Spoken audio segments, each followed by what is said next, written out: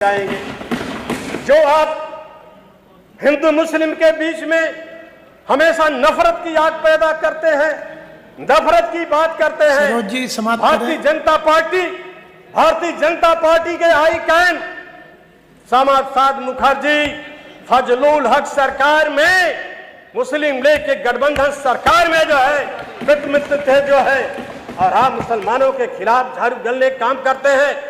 UGC लागू होने के बाद इस साफ जाहिर हो गया, जिस तरह टीका लगा के लोग सड़कों पर निकले विरोध करने के लिए जो है, ये साफ जाहिर हो गया कि मुसलमान मेरा दुश्मन नहीं है, दुश्मन हमारा सबसे बड़ा हिंदू है। अभी 1 मिनट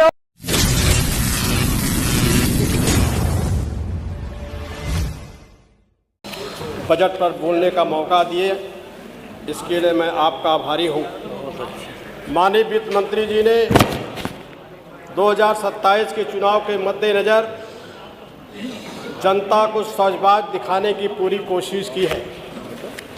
आपने बताया कि प्रदेश की प्रति व्यक्ति आय 1,09,844 रुपये है, और जो 2016-17 में आपने 54,564 रुपये बताने का काम किया। लेकिन आपने ये नहीं बताया कि 2016 में महंगाई किस स्तर पर थी, महंगाई की दर क्या थी। 2016 में जो है 40-45 रुपया किलो सरसों का तेल था, और आज जो है 180-90 रुपया बिक रहा है। महंगाई 4 गुना बढ़ी है।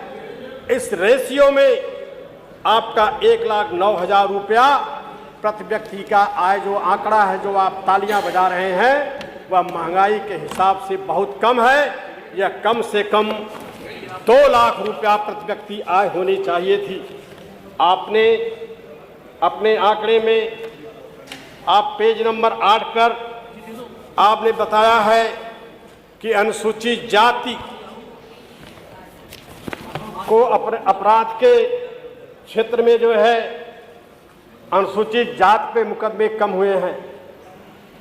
मैं आपको बताना चाहता हूं कि समाजवादी पार्टी सरकार में इस आंकड़े के अनुसार जो आपका सीआरबी का आंकड़ा है, 2012 में 6,210, 2013 में 7,018, 2014 में 8,075, और 2015 में 8,358, और 2016 में 10,426 आपराधिक मुकदमे दर्ज हुए दलितों के खिलाफ। और एनसीआरबी के आंकड़े के मुताबिक भाजपा सरकार में अनुसूचित जातियों के खिलाफ अपराधों में वर्ष 2 वर्ष लगातार वृद्धि हुई है। ये मेरा आंकड़ा नहीं है, एनसीआरबी का आंकड़ा है।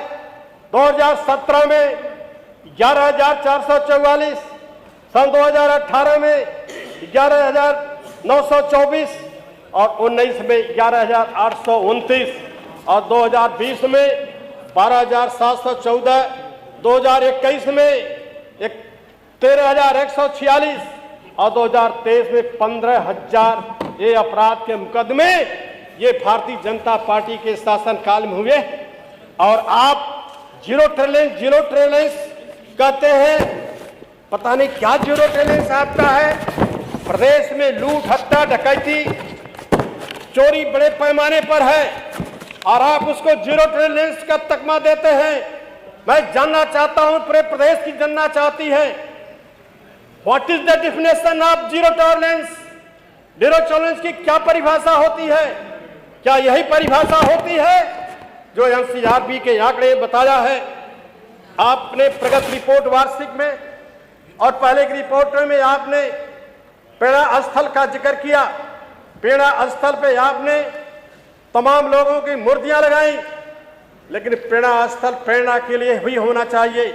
आपने मूर्तियां लगाया, हम उसका विरोध नहीं करते हैं, लेकिन इसी धरती पर आज़ादी की लड़ाई वीरांगना उदा देवी, उनके शौहर अंग्रेजों के साथ लड़ाई में मारे गए, और वीरांगना उदा देवी पेड़ पर चढ़ करके 36 अंग्रेजों को मारा। जब अंग्रेज पेड़ पर पहले अंग्रेजों को समझ में नहीं आ कि गोलियां कहां से आ रही हैं।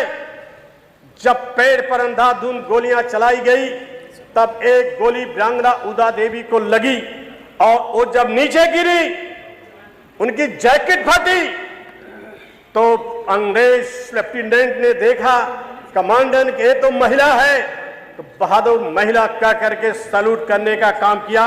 मैं मांग करता हूं कि प्रेरणा स्थल पे जो है वीरांगना उदा की मूर्ति लगाई जाए जो है, और आपने जो मूर्तियां लगाया है अगर उनकी असलियत आजादी की लड़ाई से लेकर के खोल दिया जाएगा तो कुर्सी पर से एक बित्ता आप ऊपर उठ जाएंगे। जो आप हिंदू मुस्लिम के बीच में हमेशा नफरत की आग पैदा करते हैं, नफरत की बात करते हैं। भारतीय जनता पार्टी के हाई कैन श्यामा प्रसाद मुखर्जी फजलुल हक सरकार में, मुस्लिम लीग के गठबंधन सरकार में जो है मित्र थे जो है, और आप मुसलमानों के खिलाफ झाड़ू गलने काम करते हैं। यूजीसी लागू होने के बाद ये साफ जाहिर हो गया, जिस तरह टीका लगा के लोग सड़कों पर निकले विरोध करने के लिए जो है, ये साफ जाहिर हो गया कि मुसलमान मेरा दुश्मन नहीं है, दुश्मन हमारा सबसे बड़ा हिंदू है। अभी 1 मिनट और दे दीजिए सर, बहुत समय से इंतजार कर रहा था मैं जो है। सभी और सदस्यों के लिए मैं आपसे अनुरोध कर रहा हूं, अभी यही भाषण सुन रहा था मानवर, एक सज्जन थे, नाम तो नहीं याद है, लेकिन 25 राउंड रुद्राक्ष जो है कि वो लपेट रखे थे हाथ में अपने। मैं सोचा बड़ा अच्छा भाषण देंगे। उनका भाषण था कि विगत सरकार, समाजवादी पार्टी सरकार ने सिर्फ अपने परिवार के लिए काम किया। क्या अखिलेश जी ने लोक भवन बनवाया तो उनके परिवार का आदमी बनता है? आगरा लखनऊ एक्सप्रेसवे पे क्या क्या उनका परिवार बनता है? स्टेडियम में क्या क्या उनका परिवार बनता है?